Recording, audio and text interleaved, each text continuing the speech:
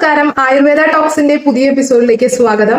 ഞാൻ doctor serine. ഇന്ന് നമ്മൾ ഡിസ്കസ് ചെയ്യാനായിട്ട് പോകുന്നത് അയമോദകത്തിനെ കുറിച്ചാണ്. അയമോദകം, അജമോദ എന്നൊക്കെ പറയുന്ന ഈ ഒരു ഇൻഗ്രീഡിയന്റ്, ഇത് നമുക്ക് പൂർണ്ണമായിട്ടും നമ്മുടെ ആരോഗ്യ സംബന്ധമായിട്ടുള്ള കാര്യങ്ങളിൽ നമുക്ക് ഏറ്റവും ഫലപ്രദമായിട്ടുള്ള ഒരു ഇൻഗ്രീഡിയന്റ് ആണ് അജമോദ അല്ലെങ്കിൽ അയമോദകം എന്ന് പറയുന്ന ഈ ഒരു ഇത്. അപ്പൊ ഇതിന്റെ അയമോദകത്തിന്റെ വിത്തിനമാണ് നമ്മൾ പൂർണ്ണമായിട്ട് യൂസ് ചെയ്യാറുള്ളത്. അപ്പൊ ഇതിന് ഒട്ടനവധി ആരോഗ്യ ഗുണങ്ങളുണ്ട്. ഈ വിത്തിന്റെ ഉള്ളില് നമുക്ക് തയമോൾ എന്ന് പറയുന്ന ബാഷ്പീകരിക്കാൻ കഴിവുള്ള ഒരു ഔഷധമുണ്ട്. അതാണ് ഇതിനെ കൂടുതലായിട്ട് ഇതിന്റെ ഒരുപാട് ആരോഗ്യ ഗുണങ്ങളിലേക്ക് ഇതിനെ സഹായിക്കുന്നത്. ഓക്കെ, അപ്പൊ ഇതിന് ശരീരത്തിന് എന്തൊക്കെ ഗുണങ്ങളാണ് നമുക്ക് ഇത് നമ്മുടെ ശരീരത്തിലേക്ക് എടുക്കുന്നത് വഴി അല്ലെങ്കിൽ നമ്മൾ കഴിക്കുന്നത് വഴി നമുക്ക് കിട്ടുന്നത് എന്നുള്ളത് പരിശോധിക്കാം.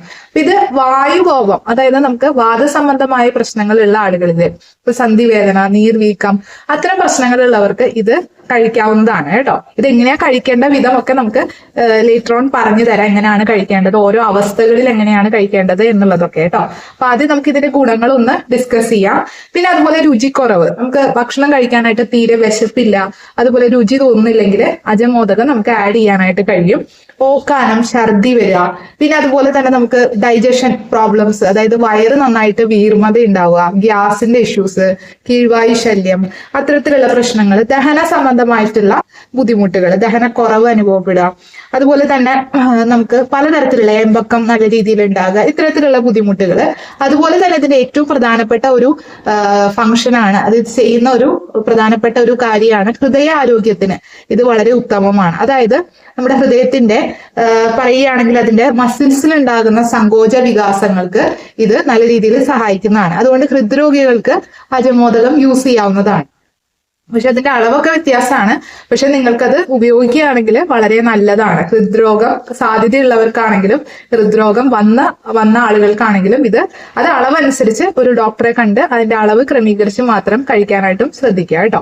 പിന്നെ BP കൂടുതലായിട്ടുള്ള ആളുകൾ, കൊളസ്ട്രോൾ ഹൈ ആയിട്ടുള്ള ആൾക്കാർ, അമിതവണ്ണമുള്ള ആൾക്കാർക്കൊക്കെ ഇത് വളരെ നല്ലതാണ്. ഇത് കഴിക്കുന്നത് വഴി നമുക്കത് മാറ്റിയെടുക്കാനായിട്ട് സാധിക്കും. ഓക്കെ, അതുപോലെ ഞാൻ നേരത്തെ പറഞ്ഞ പോലെ ഗ്യാസ് സംബന്ധമായ പ്രശ്നങ്ങൾ, നെഞ്ചിരിച്ചില്, പുളിച്ചു തികട്ടല്, അതുപോലെ തന്നെ ബ്ലോട്ടിങ്, ഇതൊക്കെ ഇതിനൊക്കെ സഹായിക്കും കേട്ടോ.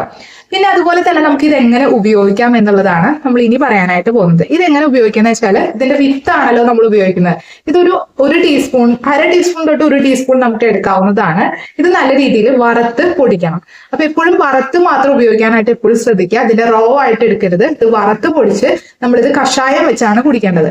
അതായത് ഒരു 2 ഗ്ലാസ് വെള്ളത്തിൽ നമുക്ക് ഈ പൊടി ഇട്ടതിന് ശേഷം, അതായത് 1/2 തൊട്ട് 1 ടീസ്പൂൺ വരെ വറുത്ത് പൊടിച്ചിട്ടുള്ള പൊടിയാണ് കേട്ടോ. അപ്പൊ ഇതിട്ട് നമുക്ക് ഇത് കഷായം വെച്ച് നമുക്ക് 2 ഗ്ലാസ് എന്നുള്ളത് 1 ഗ്ലാസ് ആയിട്ട് നമുക്കിത് വറ്റിച്ചെടുക്കാം. എന്നിട്ട് 1/2 ഗ്ലാസ് വീതം രാവിലെയും 1/2 ഗ്ലാസ് വീതം വൈകുന്നേരവും നമുക്കിത് കഴിക്കാം. അപ്പൊ ഇത് കഴിക്കുന്നത് നമുക്ക് വയറ് സ്തംഭിച്ച അവസ്ഥയൊക്കെയാണ്, അല്ലെങ്കിൽ ഗ്യാസ് നല്ല സംബന്ധമായ പ്രശ്നങ്ങളുണ്ട്, ദഹനക്കുറവുകളുണ്ട് എന്നൊക്കെ ഉണ്ടെങ്കിൽ നമുക്ക് ഈ രീതിയിൽ ഉപയോഗിക്കുകയാണെങ്കിൽ ഒരുപാട് ഗുണം ചെയ്യുന്നതാണ് കേട്ടോ. അതുപോലെ കുട്ടികളിൽ ഉണ്ടാകുന്ന കൃമിശല്യം, കുട്ടികളുടെ സംബന്ധമായിട്ട് നമുക്കറിയാം കൃമിശല്യം കാരണം വിശപ്പില്ല, മലബന്ധം ഉണ്ടാവുക, അത്തരം അവസ്ഥകളിലൊക്കെ നമുക്ക് ഈ കഷായം കൊടുക്കാവുന്നതാണ്. ഇതിന്റെ അളവിൽ വ്യത്യാസം വരും. ഇപ്പൊ കുട്ടികളാണെങ്കിൽ നമുക്ക് ചിലപ്പോൾ 1/2 ടീസ്പൂൺ ഒന്നും ചേർക്കേണ്ടി വരില്ല, അതിന്റെ 1/4 ടീസ്പൂണോ ഒക്കെ ചേർത്താൽ മതി. ആ രീതിയിൽ വ്യത്യാസം വരും കേട്ടോ. പിന്നെ അതുപോലെ ശരീരഭാരം കുറയ്ക്കാനായിട്ട്, അതുപോലെ ഡയറ്റ് ക്രമീകരണം വരുത്താനായിട്ട്, ഫാസ്റ്റിംഗ് ഒക്കെ ചെയ്യുന്ന ആളുകളുണ്ടല്ലോ, അവർക്കൊക്കെ എക്സസൈസ് കൊണ്ട് ഒക്കെ ഒരുപാട് വർക്കൗട്ട് ഒക്കെ ചെയ്യുന്ന ആളുകൾക്ക് അയമോദകം കഴിക്കാനായിട്ട് കഴിയും. ഇത് പെട്ടെന്ന് വെയിറ്റ് ലോസ് ചെയ്യാനായിട്ട് നമ്മളെ സഹായിക്കും. ഓക്കെ, ഇതേപോലെ അയമോദകത്തിന്റെ കഷായം വെച്ച് നേരത്തെ ഞാൻ പറഞ്ഞ പോലെ കുടിച്ചാൽ മതി കേട്ടോ. പിന്നെ അതുപോലെ ചുമ, മൂക്കൊലിപ്പൊക്കെ ഉള്ള ആളുകൾക്ക് ഇതുപോലെ അയമോദകത്തിന്റെ കഷായം വെച്ച് കുടിക്കാവുന്നതാണ്.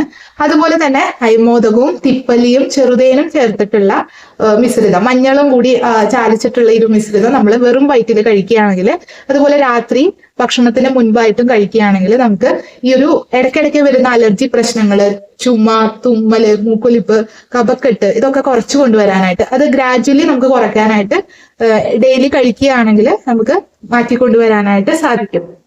അതുപോലെ പ്രസവാനന്തരം സ്ത്രീകൾക്ക് വായു പ്രകോപം, അതുപോലെ ഗ്യാസ് സംബന്ധമായ പ്രശ്നങ്ങൾ, അതുപോലെ വയറ് ബ്ലോട്ടിംഗ് ആയിട്ട് നിൽക്കുക, ഇത്തരം പ്രശ്നങ്ങളൊക്കെ കാണാറുണ്ട്. അപ്പൊ ഇത്തരം അവസ്ഥകളിലൊക്കെ നമുക്ക് അജമോദകം വെച്ചിട്ടുള്ള മരുന്നുകൾ നമ്മൾ പലപ്പോഴും പേഷ്യൻസിന് എഴുതാറുണ്ട്.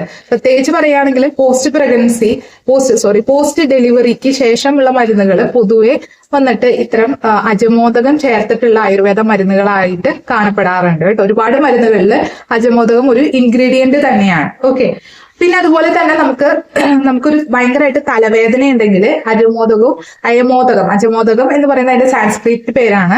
അപ്പൊ എന്തായാലും അയമോദകവും ശർക്കരയും കൂടിയിട്ടുള്ളത് നമുക്ക് കഴിക്കാവുന്നതാണ്. ഇത് നമുക്ക് പെട്ടെന്ന് തന്നെ തലവേദന, ഈ ദഹന സംബന്ധമായ പ്രശ്നം കൊണ്ടുണ്ടാകുന്ന തലവേദന ബുദ്ധിമുട്ടുകൾക്കൊക്കെ ഇത് വളരെ നല്ലൊരു പ്രതിവിധിയാണ്.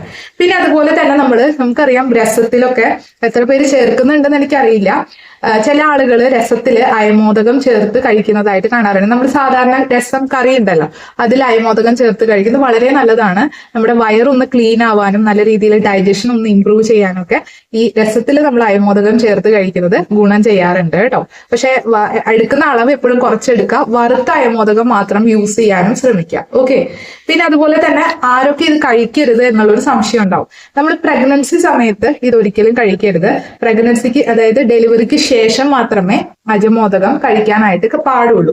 അല്ലെങ്കിൽ പ്രഗ്നൻസി സമയത്ത് കഴിക്കുകയാണെങ്കിൽ നമുക്ക് യൂട്രൈൻ കൺട്രാക്ഷൻസ് ഒക്കെ ഒരുപാട് കൂടുകയും പെട്ടെന്ന് ഡെലിവറി സംഭവിക്കാനും, അതായത് പ്രീമച്വർ ബർത്ത് ഒക്കെ വരാനായിട്ട് സാധ്യതയുണ്ട്. ഓക്കെ, അപ്പൊ അതുകൊണ്ട് തന്നെ നമുക്ക് ആ ഒരു തുടക്കത്തിൽ തന്നെ നമ്മൾ കഴിക്കരുത്. പ്രസവ സമയത്ത് നമ്മൾ കഴിക്കരുത്. പ്രസവാനന്തരം നമുക്ക് കഴിക്കാവുന്നതാണ്. പിന്നെ ഒരുപാട് മരുന്നുകളിലൊക്കെ ഇത് ഈ അയമോദകം ഇതിന്റെ ഒരു ഇൻഗ്രീഡിയന്റ് ആണ്, നമ്മുടെ മരുന്നുകളിൽ ഇൻഗ്രീഡിയന്റ് ആണ്. ഫോർ എക്സാമ്പിൾ പറയുകയാണെങ്കിൽ സീതോപലാദി ചൂർണം, അതുപോലെ തന്നെ അജമോദക സത്വം എന്നൊക്കെ പറഞ്ഞിട്ടുള്ള ഒരുപാട് മരുന്നുകളിൽ ഇത് ഒരു ഇൻഗ്രീഡിയന്റ് ആയിട്ട് യൂസ് ചെയ്യുന്നുണ്ട് കേട്ടോ. അപ്പൊ ഇത്തരം കാര്യങ്ങളാണ് നമുക്ക് അയമോദകത്തിനെ കുറിച്ച് പറയാനുള്ളത്. എന്തായാലും ഒരുപാട് ഗുണങ്ങളുള്ള ഒന്നാണ്. പക്ഷെ കഴിക്കേണ്ട രീതി ഈ രീതിയിൽ തന്നെ കഴിക്കാം. അതുപോലെ ഒഴിവാക്കേണ്ടവര് കൃത്യമായിട്ട് ഒഴിവാക്കാനും ശ്രമിക്കാം. ഓക്കെ, അപ്പൊ താങ്ക് യു സോ മച്ച്. നാളെ നമുക്ക് പുതിയൊരു എപ്പിസോഡുമായിട്ട് കാണാം. അതുവരേക്കും stay happy and stay healthy. By.